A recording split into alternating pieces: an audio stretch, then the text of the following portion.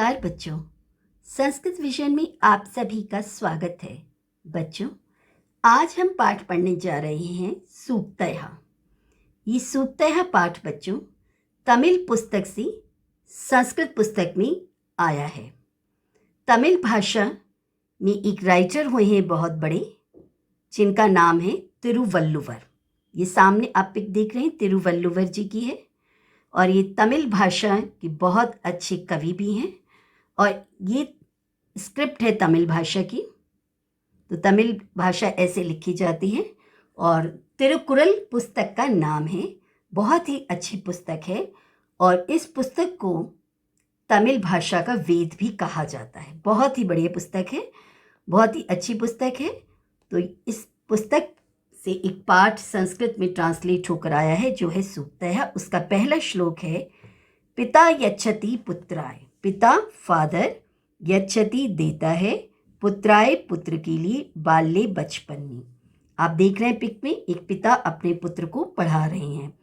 क्या दे रहे हैं? विद्या धनम महत्, महान विद्या रूपी धन। पिता पुत्र को बचपन में विद्या धन देता है। बहुत मेहनत करते हैं। स्कूल में एडमिशन के टाइम पर देखिए कितनी टेंशन होती है कि बच्चे का एडमिशन हो जाए, अच्छे स्कूल में हो जाए। फिर पढ़ाई कैसी चल रही है बच्चे की। फिर जब बच्चा बड़ा हो जाता है तो बच्चा इस संघर्ष को याद रखे, इस स्ट्रगल को याद रखे। ये बताया गया है, पिता अस्य, इसके पिता ने, किम क्या तपः तेपे, तपस्या को किया। जैसे पठती का अर्थ होता है ना पढ़ता है, ऐसे तेपे का अर्थ होता है तपस्या की। तो इसके फादर ने इसके लिए क्या तपस्या की, यानी कितना स्ट्रगल किया। आप देख रहे हैं ना सामने स्ट्रगल कर रहे हैं, या रेन ड्रॉप्स आपको नजर आ रही होंगी, ध्यान से देखिएगा। ये बच्चा है, ये इसके पिता है और ये देखो अम्ब्रेला इन्होंने कहाँ लगा रखा है? बच्चे को बारिश से बचाने के लिए। तो पेरेंट्स जो होते हैं, जब बच्चे का बॉर्न होता है तब से लेकर लाइफ लॉन्ग तक बच्चे की भलाई ही सोचते रहते हैं, बच्चे के लिए ही स्ट्रगल करते रहते हैं। तो जब बच्चा बड़ा हो जाता है और बड़े होने के बाद बच्चा ही कहता है कि मेरे पिता ने मेरे लिए कितनी तपस्या की, क्या क्या तपस्या की है, वो इस बात को कहे और इस बात को याद रखे। यही उनके एहसान को मानने वाली बात है। कृतज्ञता शब्द है यहाँ पर। कृत का अर्थ होता है किया गया और ज्ञ का अर्थ होता है जानना। जो किया उसे जानना, उसे समझना। दिन रात मेहनत करते हैं पेरेंट्स आपके लिए, फिजिकली मेंटली उनका सारा वर्क आपके लिए होता है। तो आपका भी बच्चों फर्ज बनता है कि उनकी स्ट्रगल को याद रखना। और आपके लिए कोई कुछ काम करता है तो आप उसको एक थैंक यू बोलते हैं ना, तो अपने पेरेंट्स को भी आपको थैंक यू बोलना चाहिए। तो बच्चों इस श्लोक में क्या बताया गया, ध्यान से देखिएगा। पिता देते हैं पुत्र को, क्या देते हैं? विद्याधन। पिता बचपन में पुत्र को जो विद्या रूपी महान धन देता है, तो पिता का जो ये पुत्र है, अस्य मतलब इसका जो पुत्र है, वो बड़ा होकर जब ये कहता है कि मेरे पिता ने मेरे लिए क्या तपस्या की है, कितनी तपस्या की है, कितना संघर्ष किया है, यह कहना। इति उक्ति का मतलब है यह कहना। इति प्लस उक्ति शब्द है। इति मतलब यह और उक्ति मतलब कथन, कहना, यह कहना। यहाँ पर लिखा है तो कुछ स्पेलिंग यहाँ गई। यह कहना उस पिता के प्रति कृतज्ञता है, तत्कृतज्ञता, उसके किए हुए को जानना। तो क्या हिंदी हुई इस श्लोक की बच्चों? पिता पुत्र को बचपन में विद्या धन देता है, पिता ने इसके लिए कितना तप किया, यानी कितना संघर्ष किया, यह कहना उस पिता के प्रति कृतज्ञता है। तो बच्चों आपको अपने पेरेंट्स को थैंक यू बोलना चाहिए। उनके जो आपके लिए इतना स्ट्रगल कर रहे हैं उसे आपको समझना चाहिए। नेक्स्ट श्लोक है, अवक्रता यथा चित्ते। वक्र होता है टेढ़ा। जैसे लाइनें आपको, ये जो सर्कल की जो लाइन है ना, सेमी सर्कल की, आपको टेढ़ी नजर आ रही है, सर्कल पूरा नहीं है, और ये जो है वो स्ट्रेट है, ये लाइन इधर से। तो जो सिंप्लिसिटी होती है वो सीधी होती है, और जो चतुराई होती है, चालाकी होती है, टेढ़ी मेढ़ी होती है, गोल गोल घुमाकर बोल दिया जाता है। तो जैसी सिंप्लिसिटी आपके मन में है, जो सरलता आपके मन में है, अवक्रता मतलब सरलता, यथा मतलब जैसी, चित्ते मतलब दिल में, मन में, जैसी सरलता मन में है, तथा वाची भवेत, वैसी ही वचन में हो, बोलने में हो। जो बात दिल में है वही बात होठों पर आनी चाहिए। ये नहीं कि मुंह में तो कुछ और है और दिल में कुछ और चल रहा है। मुंह से तो आप अच्छा अच्छा बोल रहे हो और दिल से गालियां दे रहे हो, तो वो गलत बात है। यदि मतलब अगर, जो आपके मन में है वही वचन में होना चाहिए। मन और वचन में एक ही बात होनी चाहिए। तो महान लोग उसको क्या कहते हैं? महात्मना, महान लोग, समत्वम इति, उसको समानता कहते हैं। मतलब समानता होगी ना, समान बात होगी, सेम है। जो मन में है वही वाणी में है, वचन में है। तथ्यता वास्तव में, तत् प्लस एव प्लस आहु है इसका। तत् प्लस एव प्लस आहु।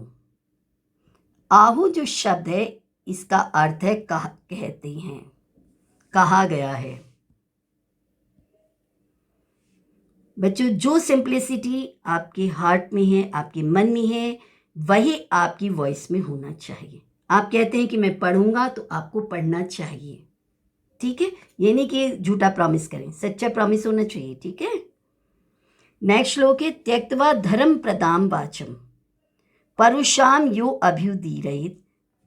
त्यक्त्वा मतलब छोड़कर, धर्म प्रदाम मतलब धार्मिक को, वाचम मतलब वाणी को। धार्मिक वाणी कौन सी होती है बच्चों? अच्छी वाणी, यानी कि गुड वॉइस, प्रिय बोलना, अच्छा बोलना, मधुर बोलना। तो जो व्यक्ति धार्मिक वाणी को छोड़ देता है तो वो क्या करते हैं? परुषाम यो अभिधर, धार्मिक वाणी छोड़ेगा तो कैसी वाणी बोलेगा? कड़वी वाणी। जो मतलब गुड वर्ड्स को छोड़कर बैड वर्ड्स बोलता है। अभी प्लस उदीरयित शब्द है, यहाँ पर अभी शब्द है और फिर उसके आगे उदीरयित है। उदीरयित का मतलब बोले, उदीरयित का मतलब होता है बोले, कहे। जो व्यक्ति धार्मिक वाणी को छोड़कर बुरी वाणी को बोलता है, कड़वे वचन को बोलता है, परुषाम कठोर बैड वर्ड्स को जो बोलता है, वो व्यक्ति कैसा होता है? उसके लिए एक फ्रूट से उसकी कंपेयर किया गया है कि वो व्यक्ति पके हुए फल को छोड़कर, ये है फलम पक्वम। फलम पक्वम, पका हुआ फल। पका हुआ फल कैसा होता है? मीठा। सामने दिख रहे हैं ना? पके हुए फल को छोड़ दिया तो कैसा बन रहा? ये कच्चा फल। तो कच्चे फल को खाता है। पका हुआ फल बच्चों होता है मीठा, लेकिन कच्चा फल कैसा होता है? खट्टा, मीठा नहीं होता है। तो जो व्यक्ति जो है मीठी वाणी को छोड़कर कड़वी वाणी बोलता है, अच्छे शब्दों को छोड़कर कठोर शब्दों को, बुरे शब्दों को बोलता है, बैड वर्ड्स बोलता है, वो मूर्ख होता है। विमूढ़धि मतलब मूर्ख। तो वह मूर्ख व्यक्ति पके हुए फल को छोड़कर कच्चे फल को खाता है। परित्यज्य का अर्थ होता है छोड़कर। जो धर्म प्रदान वाली वाणी को छोड़कर कठोर वचन कहता है, वह मूर्ख पके हुए फल को छोड़कर कच्चे फल को खाता है, जैसे कि आप यहाँ पिक में भी देख रहे हैं। नेक्स्ट श्लोक है, विद्वांसः एव लोके अस्मिन् चक्षुष्मन्तः प्रकीर्तिता अन्येषां वदने ये तु चक्षुर्नामनि मते। विद्वांसः प्लस एव है तो विसर्ग का लोप हो गया है यहाँ पर। तो विद्वान ही आंखों वाले कहे गए। देखो आइस का जो प्रयोग करेंगे तो वही तो विद्वान होंगे, आइस का ठीक से प्रयोग करेंगे तो। पुस्तक में क्या लिखा है उसे ध्यान से देखना है, पढ़ा मैं क्या रही हूँ उसको ध्यान से देखना, समझना, और फिर वीडियो अच्छा लगे तो उसे लाइक करना, शेयर करना, सब्सक्राइब करना। विद्वांसः एव लोके अस्मिन्, विद्वान ही इस संसार में आंखों वाले कहे गए। चक्षुष शब्द का अर्थ होता है आंखों वाला, और चक्षुष्मान चक्षुष्मंतौ, चक्षुष्मंता इसके रूप होते हैं, तो वो होता है आँखों वाले। तो विद्वान ही आँखों वाले कहे गए हैं। प्रकीर्तितः का मतलब कहे गए हैं, और अस्मिन का मतलब इसमें, और लोके मतलब संसार में। इस संसार में विद्वान ही आँखों वाले कहे गए हैं। आप कहोगे मैम आंखें तो सबके चेहरों पर होती हैं। तो बच्चे सबके चेहरों पर तो आंखें होती हैं, ये बात सही है, लेकिन वो नाम मात्र की आंखें बताई गई हैं। चक्षुर नामनी मते, नामनी मतलब नाम मात्र की, मते मतलब मानी गई हैं। नाम मात्र की आंखें मानी गई हैं। क्यों? क्योंकि उस आंखों का वो यूज नहीं करे। आंखें भगवान ने दी हैं हमें देखने के लिए, देखभाल करके काम करने के लिए। अब आंखें होते हुए भी आप देख कहीं रहे हो, चल कहीं रहे हो, तो टक्कर तो होगी ना। तो बच्चों हमेशा आंखें खोलकर काम करना चाहिए। अन्य शाम बदनी, दूसरों के चेहरे पर, ये तू जो है वो कैसी है, ते तो चक्षुर नामनी मते। तो बच्चों हमने क्या सीखा इस श्लोक में? इस संसार में विद्वान ही आंखों वाले कहे गए हैं। दूसरों के चेहरे पर आंखें नाम मात्र की मानी जाती हैं। तो जो हमें आंखें दी गई हैं तो उनका हमें सही प्रयोग करना चाहिए। अगर 2000 रुपीज पर कोई आपको साइन करवा रहा है और आपके हाथ में 500 पकड़ा रहा है, आपने देखे नहीं और साइन कर दिए, तो लॉस तो आपका ही हुआ ना बच्चों। तो आपने हमेशा ध्यान रखना है, सोच समझकर कार्य करना है। नेक्स्ट श्लोक है यत् प्रोक्तम। यत् प्रोक्तम जो कहा गया है। येन केनापि जिस किसी के द्वारा भी, तो जिस किसी के द्वारा भी जो भी बात कही गई है। तस्य मतलब उसका, तत्वार्थ निर्णय मतलब वास्तविक निर्णय, वास्तविक अर्थ का निर्णय। कोई व्यक्ति जो कुछ कहना चाह रहा है उस वो वास्तव में क्या कहना चाह रहा है उस बात को समझ लेना। कर्तुम शक्य भवेत येन। अब ये जो शब्द है ना भवेत येन, तो इसमें भवेत शब्द है बच्चों और येन शब्द है। कौन सी संधि हुई? ये व्यंजन संधि हुई, क्योंकि प्लस से पहले व्यंजन है। और व्यंजन में कौन सी संधि हुई आपका? First letter changes to third letter. ये ता है, ये द में चेंज हो गया है। तो यहां पर आपका द प्लस य नजर आ रहा है। द प्लस य बन गया द्य। भवेद्येन जिसके द्वारा, उसको हम विवेक कहते हैं। विवेक होते हैं नॉलेज, ठीक है, विवेक। इति ईरिता, इति प्लस ईरिता है, ये दीर्घ संधि है। इति शब्द आपके अव्यय में भी है।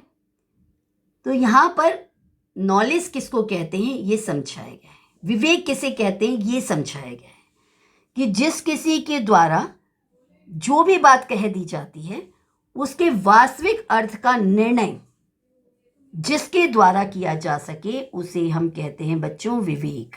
जैसे आप एग्जाम दे रहे हैं और इन्विजिलेटर आपसे कहते हैं कि टाइम हो गया है। टाइम हो गया का मतलब क्या है कि प्रश्न पत्र से उत्तर लिखने का समय समाप्त हुआ और अब आप अपनी उत्तर पुस्तिका उन्हें दे दें।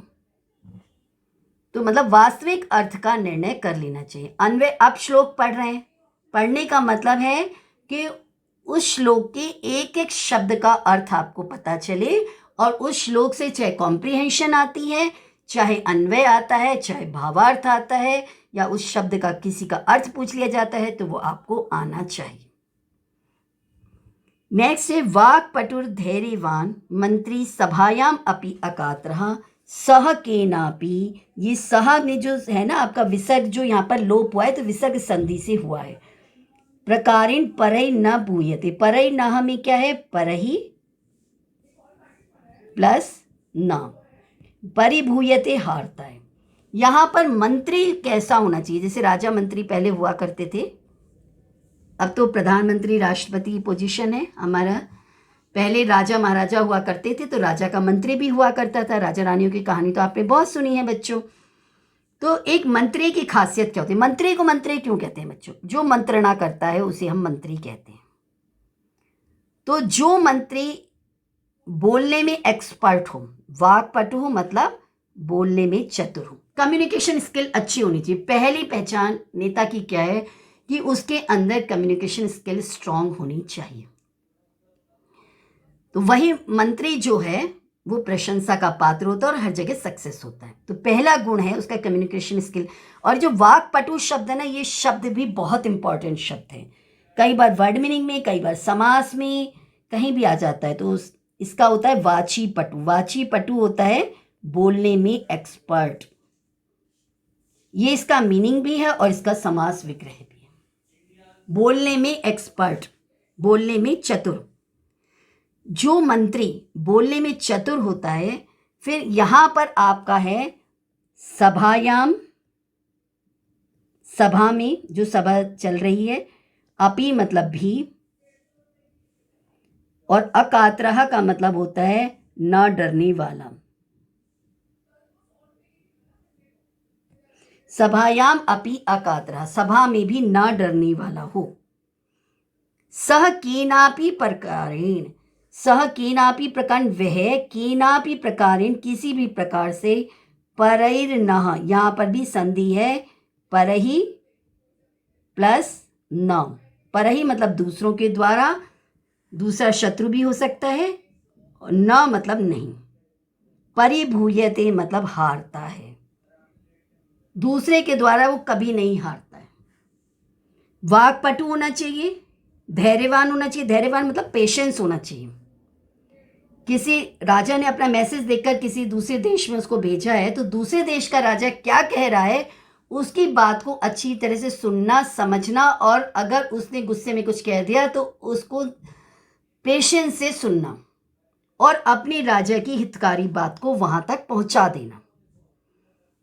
तो बोलने में एक्सपर्ट जो मंत्री होगा, धैर्यवान होगा, सभा में निडर होगा, उसे डर नहीं लगेगा किसी तरह से, तभी तो वो राजा का मैसेज कन्वे कर सकता है ना। तो वो किसी भी प्रकार से कहीं हारता नहीं है। तो बच्चों, इस श्लोक की हिंदी हमने देखी। जो मंत्री बोलने में चतुर है, धैर्यशील है, सभा में नहीं डरता है, वे दुश्मनों के द्वारा, दूसरों के द्वारा कभी भी नहीं हारता है। अब नेक्स्ट श्लोक है यह इच्छति आत्मना। अब यह में देखो, यह इच्छति आत्मना जो लिखा है ना, विसर्ग का लोप है। विसर्ग संधि देख लीजिएगा, मेरा विसर्ग संधि का वीडियो भी अपलोडेड है इसी चैनल पर। संधियां आपके बहुत काम की होती हैं बच्चों, पेपर में भी आती हैं, और किसी भी श्लोक का अर्थ समझने के लिए, कॉम्प्रीहेंशन के लिए संधि की आवश्यकता पड़ जाती है। यह इच्छति आत्मनः, इच्छति प्लस आत्मनः है। इच्छति आत्मनः में बच्चों संधि है यण, जो कि स्वर संधि है। 10th के सिलेबस में नहीं है, 9th के सिलेबस में है, बट अगर कॉम्प्रीहेंशन में जरूरत पड़ जाती है तो हमें प्रश्न का उत्तर लिखने के लिए, अन्वय करने के लिए, भावार्थ करने के लिए आवश्यकता होती है, क्योंकि इन शब्दों को हमें अलग अलग करके ही लिखना पड़ेगा अन्वय में। आत्मनः शब्द पहले आ जाएगा, खुद का कल्याण। तो आत्मनः इच्छति, आत्मनः मतलब खुद का, अपना। जो व्यक्ति अपना कल्याण चाहता है, श्रेयः मतलब कल्याण, खुद का कल्याण। प्रभुतानि सुखानि च, प्रभुतानि होता है बहुत सारे, सुखानि मतलब सुखों को, चा का मतलब है और।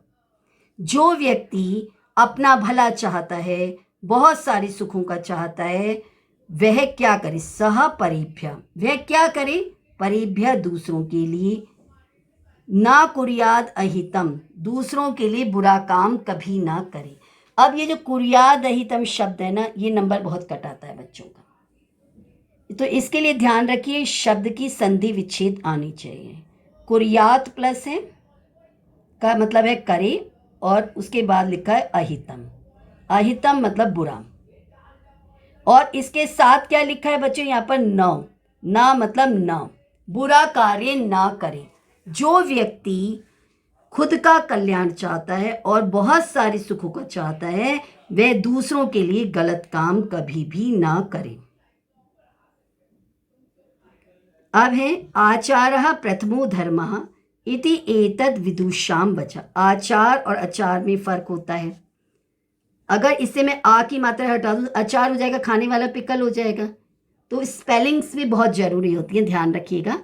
तो पूछा जाए अगर पहला धर्म क्या है, किसी बच्चे ने लिख दिया अचार, तो टीचर कहाँ से नंबर देगी, अचार तो हो गया खाने वाला अचार, और आचार हो गया व्यवहार। तो व्यवहार पहला धर्म है, अच्छा व्यवहार, अच्छा आचरण, श्रेष्ठ आचरण पहला धर्म है। इति एतत् विदुषाम वचा, ऐसा यह विद्वानों का वचन है।